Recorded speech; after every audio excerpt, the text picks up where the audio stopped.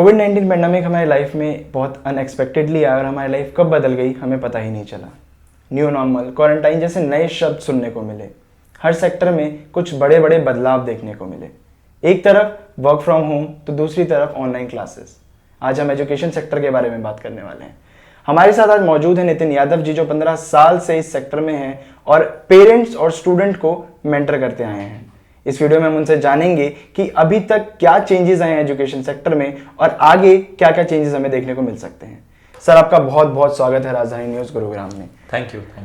Sir, मेरा पहला सवाल आपसे कि कोरोना जो है बहुत ज़्यादा इम्पैक्ट दे चुका है हमारी लाइफ में, बहुत सारी चेंजेस जो हैं इसकी वजह से आ चुके हैं। तो एजुकेशन सेक्टर में फ़िलहाल क्या क्या चेंजेस आए हैं? देखिए, जो भी चेंजेस हैं हाल फिलहाल में आप लोगों के सामने ही हैं। तो सबसे ज़्यादा मुझे लगता है जो सेक्टर सफ़र कर रहा है या आई कैन से साइकोलॉजिकली जो ज़्यादा सफ़र कर रहा है वो हमारे इंडिया का यूथ है। ज़्यादातर बच्चे हैं, ग्रोइंग अप बच्चे हैं, जिनको सोशलाइजिंग बहुत ज़रूरी थी। बाहर जाते, माहौल बनता, चीज़ें सीखते, अडेप्टेबिलिटी आती, लोगों से इंटरेक्शन होता। अब वो बेचारे बच्चे बैठे हैं लैपटॉप स्क्रीन पे, मोबाइल पे, राइट। तो ज़िंदगी मैं बोलूँगा 360 डिग्री तो बदल ही चुकी है, राइट। सो एजुकेशन सेक्टर में बहुत ही मैसिव चेंज आया है और मैं इस चेंज को पॉजिटिव तो नहीं बोलूँगा। Being a teacher, being a mentor to many students and parents, I would not say that this is very positive and healthy for students, right. So सबसे एविडेंट सबूत के सबसे ज़्यादा जो सेक्टर सफ़र कर रहा है वो एजुकेशन सेक्टर है, क्योंकि अगर आप ऑल ओवर इंडिया देखें तो स्कूल्स एंड कोचिंग सेंटर्स यही हैं जो अभी तक नहीं खुले हैं या फुली फंक्शनल नहीं हैं। सबसे ज़्यादा एडवाइजरीज और गाइडलाइंस इन्हीं के लिए हैं। सब चीज़ें खुल चुकी हैं बट स्कूल्स अभी भी नहीं खुले हैं, जो कि एक अच्छी भी बात है, एक अच्छा निर्णय है। सरकार एक अच्छा कदम उठा रही है, हमारे यूथ के लिए सोच रही है। बट हम लोग अगर इसको एक चिंता के विषय में देखें तो बच्चे काफ़ी कुछ मिस कर रहे हैं, तो मुझे उस चीज़ का दुख होता है। एट द सेम टाइम मैं ये भी नहीं चाहूँगा कि बच्चे अभी स्कूल जाएं। काफ़ी सारे केसेस हम देख रहे हैं जहाँ पर स्कूल खुले, टीचर्स गए, बच्चे गए, वहाँ पर केसेस काफ़ी बढ़ गए, तो वो भी बहुत ज़्यादा जो है चिंताजनक है। तो मैं नहीं चाहूँगा कि स्कूल्स अभी खुलें और अगर खुलें तो चीज़ें तब तक थोड़ी बेहतर हो जाएं, वैक्सीन आ जाए और थोड़ा कॉन्फिडेंस जब लोगों में आएगा तभी बच्चे बाहर जाकर पढ़ सकते हैं। So at the same time I want to say that बच्चे बहुत सफ़र कर रहे हैं। मुझे जो पर्सनली दिल से दुख है वो है कि ये बच्चे बहुत सफ़र कर रहे हैं, तो ये नहीं होना चाहिए था। जी सर, पढ़ने के तरीके के साथ साथ पढ़ाने के तरीके में भी बदलाव आया है। देखा जाए तो पहले ऑनलाइन टीचिंग कुछ वेबसाइट्स या कुछ ऐप्स तक लिमिटेड थी, लेकिन अब एक नेसेसिटी हो गई है। जी। तो हम आपसे जानना चाहेंगे कि online teaching is a boom or bane for you as well as for the students. देखिए, हर चीज़ के मैं कहूँगा कि हर चीज़ के इस दुनिया में दो पहलू हैं। जी बिल्कुल। डिपेंड करता है हम लोग नज़रिया क्या रखते हैं। देखिए, कोई इंसान पॉजिटिव होगा वो अच्छी चीज़ें ढूंढ लेगा, नेगेटिव में भी अच्छाई ढूंढ लेगा, और जब वो कोई नेगेटिव इंसान होगा तो वो क्रिप करता रहेगा, वो परेशान रहेगा कि हे प्रभु ये क्या हो गया। हाँ, और सो डिपेंड करता है, it is all about perspective. So I would not classify it as a boon or a Ben, क्योंकि देखिए हमारी जो, अगर हम लोग स्पेसिफिकली इंडिया की बात करें, पूरे वर्ल्ड की तो मैं बात नहीं करूंगा अभी फिलहाल, बट इंडिया के अगर हम डेमोग्राफी की बात करें, अगर हमारी सोसाइटी की बात करें तो बहुत बहुत बड़ा एक इकोनॉमिक डिवाइड है। अलग अलग सेक्शन के स्टूडेंट्स हैं, कुछ लोग हैं जिनके पास रिसोर्सेज हैं, तो उनके ऊपर मैं कहूँगा चाहे वो घर पर बैठ के पढ़ रहे हैं बट वो सुविधा उनको फिर भी मिली कि वो पढ़ पा रहे हैं। लेकिन वहीं अगर एक सेक्शन हम सोसाइटी का वो उठाकर देखें जिनके पास वो सुविधाएं नहीं है, लैपटॉप नहीं है, मोबाइल फोन नहीं है, तो असली नुकसान उन बच्चों का हो रहा है। बहुत ज़्यादा जो है वो बच्चे डिप्राइव हो गए। तो एक जो इकोनॉमिक डिवाइड पहले था, अब वो एजुकेशन में भी वो इकोनॉमिक डिवाइड जो है आप महसूस कर सकते हैं। अच्छी बातें ऑब्वियसली ये हुई कि काफ़ी टीचर्स को ऑनलाइन अडेप्टेबिलिटी आ गई। ऑनलाइन एक मीडियम जो शायद किसी टीचर ने एक्सप्लोर पहले नहीं किया था, उनके लिए एक पॉजिटिविटी आई है कि हाँ भाई ये भी एक चीज़ है जहाँ पर मैं बच्चों तक रीच आउट कर सकता हूँ।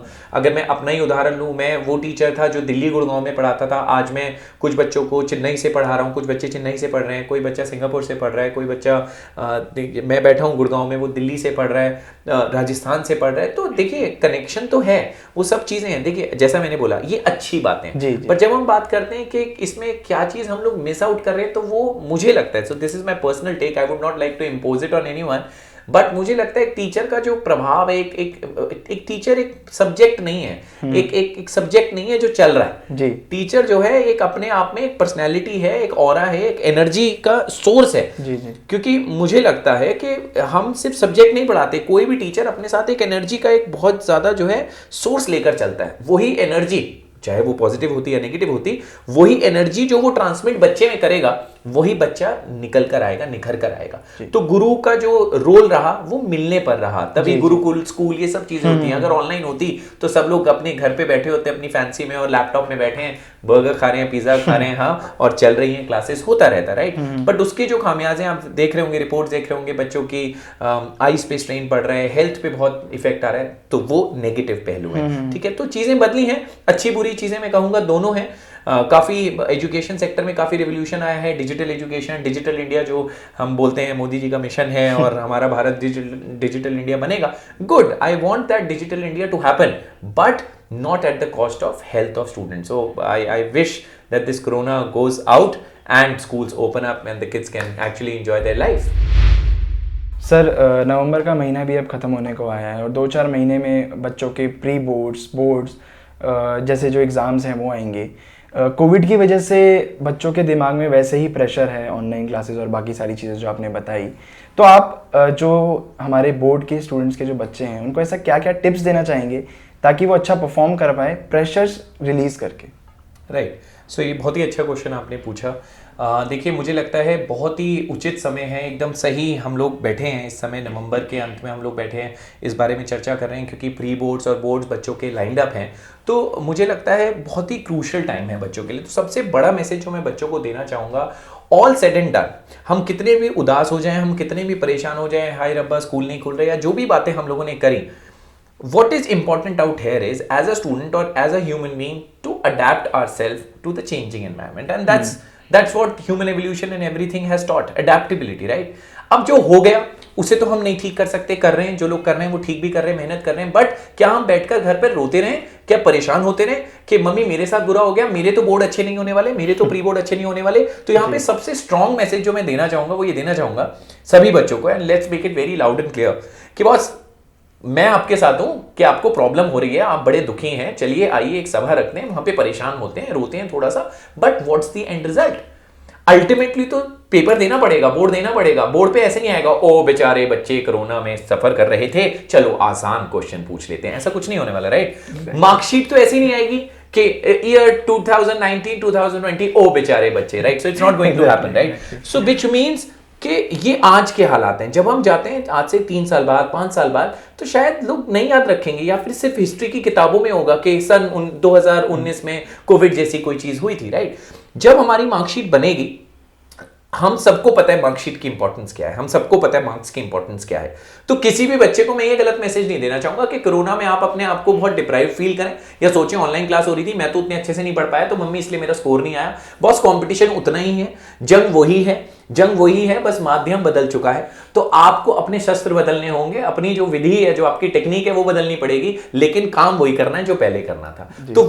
तो बिल्कुल भी ये ना सोचें कि बोर्ड है तो हमारे साथ कोई रियायत हो जाएगी, होनी भी नहीं चाहिए। ठीक है, टफ टाइम है सबके लिए, टीचर्स के लिए, बच्चों के लिए, सबके लिए। So let's battle it out together. So that's very important message for all the students I would like to give, right? Now apart from preparation, apart from this thing, if we come to preparation, right?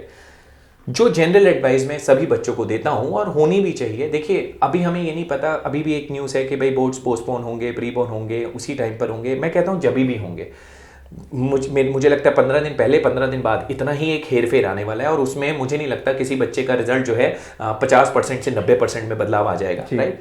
मैं चाहूंगा अगर मैं एक student होता, ठीक है, मैं as a teacher नहीं, हमेशा एक स्टूडेंट की तरीके से अगर सोचूं और बात करूं, अगर मैं एक स्टूडेंट होता तो मैं ये जरूर एम करता, मैं मान लेता कि हमारे जो बोर्ड एग्जामिनेशंस हैं वो मार्च में ही होंगे, ठीक है। So let's see, it's all mental conditioning, right. हमें प्रिपेयर्डनेस है कि मार्च में ही पेपर होंगे, और मेरी तैयारी बिल्कुल उसी तरीके से, सटीक तरीके से चलती रहती।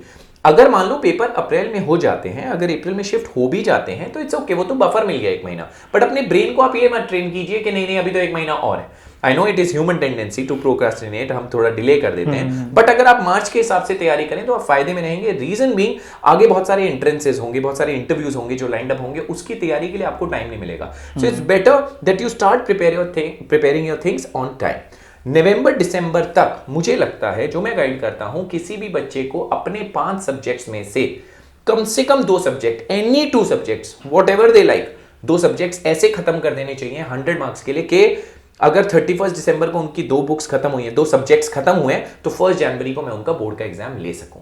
अगर उस लेवल की प्रिपरेशन एक बच्चा रखता है तो हम बात करते हैं कि 5 सब्जेक्ट्स में वो एक अच्छा स्कोर ला पाएगा। अगर वो 5 सब्जेक्ट्स को ड्रैग करता है, आगे लेकर चलता है, तो वो नहीं हो पाता। सो वेरी सिंपल स्ट्रैटेजीज, कम से कम 2 सब्जेक्ट 100% के लिए प्रिपेयर हो जाएं, बाकी 2 सब्जेक्ट्स जो हैं कम से कम 80-85 की एफिशिएंसी पे आ जाएं, और जो सबसे कमजोर सब्जेक्ट, जो कि हर बच्चे का कुछ एक स्ट्रांग और वीक पॉइंट होता है, उस वीक पॉइंट को आइडेंटिफाई करके उस पर स्टार्ट वर्किंग, राइट। अभी प्रैक्टिकल्स आ जाएंगे, अभी स्कूल्स के असाइनमेंट्स, प्रैक्टिकल सबमिशन और आपका वाइवा वगैरह, जिसके ऊपर अभी भी दे आर कंटेम्पलेटिंग के वो आपको बुलाएंगे कि ऑनलाइन होगा। तो बहुत सारे इफ्स एंड बट्स इस टाइम पर महसूस किए जा रहे हैं। So be prepared for anything whatever happens, and at least maintain 2 subjects के जो आप दिसंबर में खत्म कर जाओ पूरा का पूरा। So that would be a very simple strategy I would like to give. Sir बात रही स्कूल्स की, बट जो एक सबसे बड़ा क्वेश्चन मार्क होता है बच्चों के दिमाग में कि स्कूल्स के बाद कॉलेजेस क्या होंगे या कैसे होंगे, तो इस साल हम इस चीज़ में क्या क्या चेंजेस देख सकते हैं, या आने वाले सालों में जब बोर्ड्स खत्म होंगे और जब बच्चे एक अगली लाइफ के लिए, अगले स्टेप के लिए आगे बढ़ेंगे? जी, so again very important question for all the students के हम लोग ज़्यादातर जो है 12th क्लास को या बोर्ड एग्जामिनेशन को एक माइलस्टोन मान लेते हैं। उसके आगे हमें पता नहीं है क्या करना है, बस हम खुश हो जाते हैं कि हाँ भाई बोर्ड्स हैं, अब बस ये अचीव कर लिया, उसके बाद क्या। तो होता क्या, काफ़ी बच्चों के साथ देखा गया, बोर्ड्स में अच्छे मार्क्स आ गए, सब कुछ हो गया, खुश हैं, बट उसके बाद क्या लाइफ है वो पता नहीं है। So it's very important that we talk what after boards, right. So अगर हम कोरोना टाइम्स की बात करें, कोविड की बात करें, तो एक चीज़ जो मुझे श्योर एंड सर्टेन दिख रही है, और मेरी काफ़ी स्टूडेंट्स और पेरेंट्स से जैसे बात होती है, तो जो बच्चे अब्रॉड जाने का प्लान कर रहे थे हायर एजुकेशन के लिए, चाहे वो ग्रेजुएशन के लिए जा रहे थे या पोस्ट ग्रेजुएशन के लिए जाते थे, तो कहीं ना कहीं उस पर बहुत लिमिटेशन आ गई, because all the countries are not very receptive of people coming to their country, because all the countries are suffering, right. So there is a limitation and parents are also very hesitant to send their child, right, and it's very tough. खुद न खासा कोई चीज वहां पर हो जाती है तो वो चीज यहाँ पर मैनेज कैसे होगी, राइट। सो मुझे लगता है फॉरेन एजुकेशन को कहीं ना कहीं कुछ percentage, I don't have the facts and figures around that, but that's like logical, right? When the travel is not allowed to other countries, then education would also take a hit, right? So somewhere or the other foreign education has been curtailed. That is number one. Number two, when you talk about Delhi University and all, if you talk about other universities, I think there is certain impact, but ultimately the loading on our domestic universities, be it Delhi University or other private universities which are there, इनके ऊपर loading ज्यादा आ गई, because वो जो बच्चा foreign चला जाता, so let's suppose अगर 10,000 बच्चे फॉरेन जाने वाले थे, वो नहीं जाएंगे, तो उनका भी लोड यहीं पर आएगा, विच मीन्स कि अब इंडिया में कॉम्पिटिटिवनेस और बढ़ जाएगी। सो अगर कोई सोच रहा है अरे यार कोरोना आ गया, अब तो कॉम्पिटिशन कम हो गया होगा, सो बॉस कोरोना से कॉम्पिटिशन कम नहीं हुआ है, चीजें थोड़ी टफ हो जाएंगी। सर ये आपने डरा दिया आज के इंटरव्यू में, डरा नहीं रहा हूं, लेकिन सच का सामना होना जरूरी होता है, right. So let's not be under that impression के कॉम्पिटिशन कम हो जाएगा, अब तो लोग कम पार्टिसिपेट करेंगे, नहीं, अब ज्यादा लोग पार्टिसिपेट करेंगे, ज्यादा सीट, कम सीट्स हैं और फाइट ज्यादा है। So you really need to gear up in terms of your boards, in terms of your percentages, in terms of your entrances, हर एक चीज को बहुत प्लानिंग से करना चाहिए। देखिए अभी तक ज्यादातर बच्चे जो थे, जितनी मेरी बात होती है बच्चों से, वो सोचते थे कि शायद ये जो चीज आई है कोरोना, क्योंकि हम लोगों ने कभी जिंदगी में नहीं सोचा था, मेरे ख्याल से आपने भी नहीं सोचा था, मैंने भी नहीं सोचा था कि एक दिन ऐसा आएगा कि हम घर पे बैठ के पढ़ रहे होंगे, और सोचा भी था तो 2 महीने के लिए सोचा होगा, 3 महीना, किसी बच्चे को ये एक्सेप्ट नहीं हो रहा कि हर महीने आप जो है हाजी हमारा लॉकडाउन बढ़ा देते हो जी, और अभी भी कोई सर्टिनिटी नहीं है कि वो चीज कब खुलेगी, राइट। तो अगर हम लोग ये देखें कि बच्चों के लिए बहुत टेंशन की बात हो गई, but at the same time अब उनको हायर एजुकेशन के लिए मेहनत करनी पड़ेगी और ज्यादा करनी पड़ेगी, दैट इज माय एडवाइस। तो गेयर अप, अभी तक मौज मस्ती में निकल गया समय, लेकिन अब सीरियस होने का टाइम आ चुका है। बच्चों के लिए कुछ क्विक टिप्स आपकी तरफ से, जो वो बिना, मैं फिर से वही प्रेशर और मेंटली वो फिट रहकर और आसानी से कुछ प्रिपरेशन कर पाएं, ताकि उनके एग्जाम्स भी अच्छे जाएं, और जैसा कि आपने कहा हायर एजुकेशन के लिए भी वो खुद को प्रिपेयर कर पाएं। देखिए ऑनलाइन एजुकेशन में एक मेजर प्रॉब्लम मैं शेयर करना चाहूँगा। ऑनलाइन जब हम जाते हैं तो यूट्यूब पे जाइए, आप कहीं पर भी जाइए, वेबसाइट्स पे जाइए, there is so much of content and every person is delivering in his or own style. सभी लोग सही हैं। होता क्या है, जब हमारे पास बहुत ज्यादा अवेलेबिलिटी ऑफ रिसोर्सेज होती है, तो कभी कभी इंसान उसको ढूंढता रहता है, यहाँ से पढ़ लूँ, वहां से पढ़ लूँ, वहां से पढ़ लूँ, और जब नेट रिजल्ट देखता है तो उसके पास कुछ भी नहीं होता। सो आई कैन एडवाइज यू, आप जिस भी टीचर को फॉलो करें, किसी को भी जिसका आपको मेथड समझ आता है, उसको फॉलो कीजिए एकदम स्ट्रेट लाइन रूल से। ज्यादा भी मैं, देखिए knowledge is all about exploration, but जिस हम एज की बात कर रहे हैं वहां पे ओवरडोज ऑफ नॉलेज से भी ज्यादा प्रॉब्लम हो जाती है, क्योंकि क्लैरिटी नहीं मिलती। हो सकता है, देखिए हम बच्चों को पढ़ा रहे हैं, एक चीज मैंने पढ़ाई, मैं एक एंगल से बता रहा हूं, दूसरा टीचर दूसरे एंगल से बता रहा है, दोनों बातें सेम है, लेकिन दोनों का तरीका अलग था, तो कहीं मेरा बच्चा कंफ्यूज ना हो जाए, तो अपनी किताबें इंटैक्ट रखिए, मुझे कौन सी बुक रेफर करनी है, not too many of books, not too many of YouTube lectures. जिसको भी आप फॉलो कर रहे हैं, फॉलो रिलीजियसली, आपको ट्रस्ट है उस इंसान पर, उसके रिजल्ट पर, जो भी है आप फॉलो करो उसको, that is number 1। So do not do swimming here and there, just focus, that's number 1. Number 2, your exercise has to be regular, the basic eye exercises and physical fitness, which is very important, because सबसे ज़्यादा बच्चे lethargic हो जाते हैं, fatigue हो जाते हैं online coaching की जब हम बात करते हैं, right. So that's 1 is your online coaching, किस तरीके से आप उसको मैनेज कर रहे हैं। Number 2 is your physical exercise and harnessing your positivity, right, and stop cribbing about the situation, stay positive, and you talk about the options and availabilities which are there now in the market, right, कि अब ये हो गया, अब बताओ क्या है, right. अब ये नहीं कि ये ना होता तो पता नहीं हम क्या कर लेते, राइट, सो दैट इज पता नहीं क्या कर लेते, अब ये है, अब बता क्या करके दिखाएगा। So that's very important. बादाम खाएं, सेहत का ध्यान रखें, और मैं कहता हूं कि टर्न दिस, वो क्या बोलते हैं, मुझे याद नहीं आ रहा, आविष्कार करने का समय आ गया है, ठीक है। So necessity is the mother of invention. हाँ, तो अब तो जरूरत है, तो कुछ ना कुछ इन्वेंट करो अपने लिए, पढ़ाई की स्ट्रैटेजी बनाओ, सिस्टमैटिक हो जाओ, रेगुलर पढ़ो, मॉर्निंग आवर्स में पढ़ रहे हो, इवनिंग में पढ़ रहे हो, कब पढ़ रहे हो वो देख लो, timing scheduling is very important, right, revisions are very important, क्योंकि जो स्पैन ऑनलाइन कोचिंग का रहता है, जो मेमोरी रहती है वो कम होती है, जब हम बच्चों को फिजिकली पढ़ा रहे हैं, सामने पढ़ा रहे हैं, तो ज्यादा समय के लिए रिटेन कर पाता है वो बच्चा, तो उसे 2-3 बार हो सकता है वीडियो देखनी पड़े, तो उस सब चीजों को, उसका टाइम फ्रेम उसको डिसाइड करना पड़ेगा, और एक स्ट्रक्चर बनाकर पढ़ाई करेंगे तभी फायदा होने वाला है। So those are my quick tips. Thank you so much sir, हमारे साथ जुड़ने के लिए, हमारे साथ बात करने के लिए। एनी टाइम या, और हम कोशिश करेंगे और हम चाहेंगे कि जितने भी लोग हैं वो इस वीडियो को देखें, और हम अपने दर्शकों से रिक्वेस्ट करेंगे कि अगर आपको ये वीडियो पसंद आई है तो प्लीज़ इसे लाइक करें और इसे शेयर ज़रूर करें, क्योंकि जितने भी 12th बोर्ड और 10th बोर्ड के बच्चे हैं, और जो बच्चे हायर एजुकेशन के लिए सोच रहे हैं कि क्या करना है क्या नहीं करना, उन तक ये वीडियो पहुँचे। धन्यवाद।